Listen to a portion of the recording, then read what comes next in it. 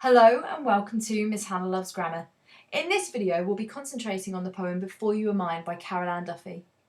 Duffy is a Scottish poet, playwright and professor, and on top of that she became the Poet Laureate in 2009. Her work explores everyday life and also taps into dreaming of alternative lives for her and others. It's often reliving a kind of fantasy world. She once said, "Like the sand and the oyster, it is a creative irritant.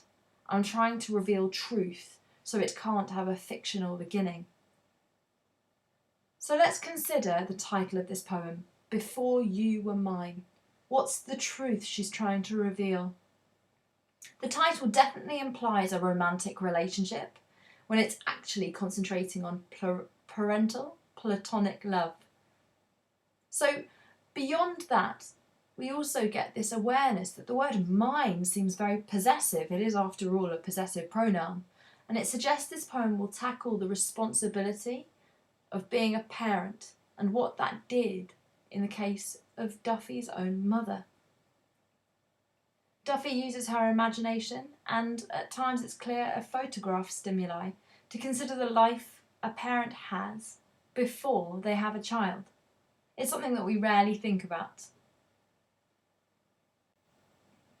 I'm 10 years away from the corner you laugh on with your pals, Maggie McGeaney and Jean Duff. The three of you bend from the waist, holding each other or your knees, and shriek at the pavement. Your polka dress blows round your legs. Marilyn.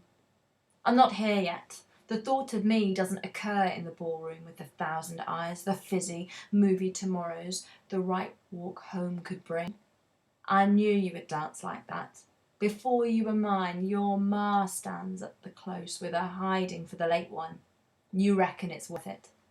The decade ahead of my loud possessive yell was the best one, eh?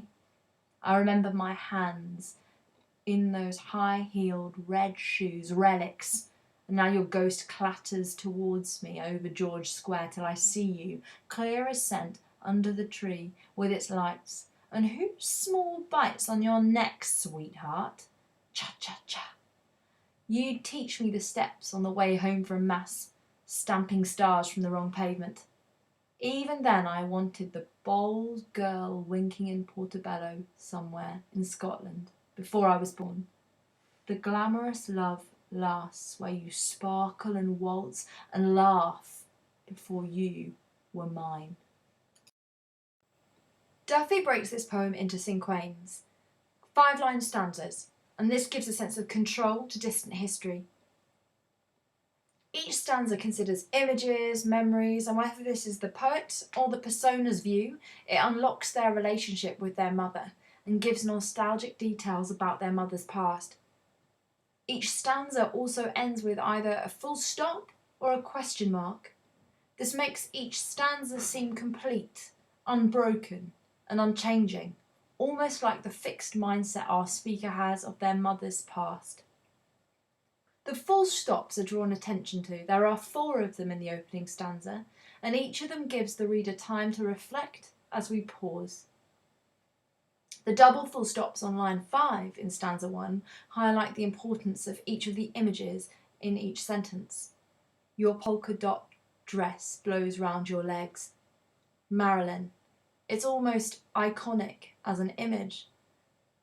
It's the image with nostalgic connotations that readers can unpick further of Marilyn Monroe. And we wonder, is this flattering, judgmental, or in some way jealous or envious? But that double full stop heightens the snapshot of that iconic woman, Marilyn. The poem actually has no regular metre and no set number of syllables per line. And so, as a consequence, the tone also feels mysterious. The images of the mother in her youth seem carefree. She laughs, she shrieks, and that's contrasted by our opening line. I'm 10 years away. It seems almost like she's watching her mother's past again. It's as if she shouldn't be allowed to do that. It's almost voyeuristic. And yet, as we move on to stanza 2, the mother is presented as full of energy and joy in her youth. She's attending dances. There's the personification of the dance in the ballroom with 1,000 eyes. There's ambition and hopes for a successful future with this image of movie tomorrows, as if she's a 1950s movie star. And yet our speaker is critiquing their mother in her youth and seems knowing, a bit too knowing. I knew you would dance like that. And the question is she complimenting or judging her mother? The speaker unlocks the decisions her mother makes to stay out late. Before you were mine. And that the idea of her grandma, your ma stands at the close of the hiding for the late one. It suggests she controlled her mother when she was born, when it says, before you were mine. Yet before that, her grandmother had controlled her mother when she would give a hiding to her daughter for being late.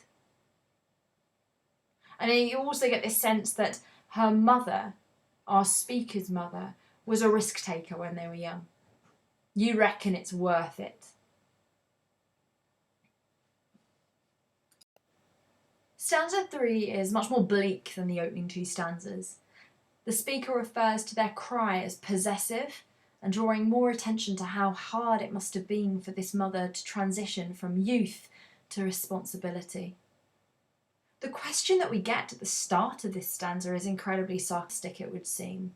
The decade ahead of my loud possessive yell was the best one, eh? It's almost as if the parent has to pay for having enjoyed their youth. Another thing that we notice across this stanza are references to how that life couldn't sustain of their youth.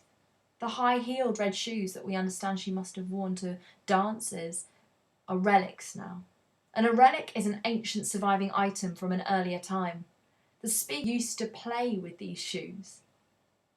So are we meant to associate that with the idea that the mother's best years are already done? It absolutely emphasises that the shift in the mother's life was huge. On top of that, we also understand that your ghost clatters towards me. Is this a reference to the fact that the mother is now dead? If the ghost clatters, she's no longer there.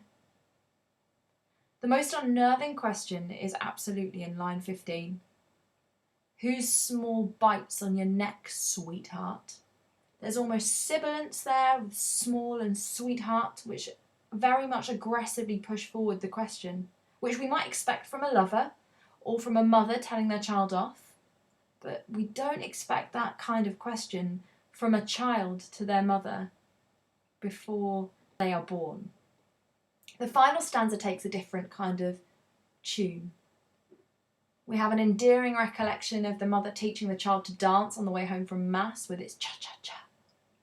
And we get the idea that the mother's spirit was somehow crushed by having a child. They're stamping stars from the wrong pavement. And that bold girl winking in Portobello, it's almost as if she is gone once she has a child. The references to Portobello, George Square in Scotland, well, they present Glasgow, and there's a symmetry of the starting and ending in the same location, which absolutely heighten that the memory, whether it's made up in our speaker's mind or through the photograph, they're alive through this poem. So the real question is Duffy writing personally or as a dramatic monologue with a persona? And does it change our perceptions that this speaker is incredibly egocentric?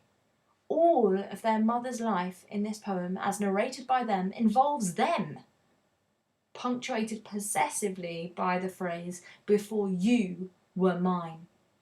It's as if their life before having a child is only important because they then became mine. Or is Duffy simply being honest about having a child affecting a mother? Is it actually concentrating as a poem on how a child's love can be possessive for their mother? Regardless, Duffy presents this interesting dynamic between child and mother in a very evocative fashion. Why not subscribe to Miss Hannah Loves Grammar for all things English, literary and grammatical?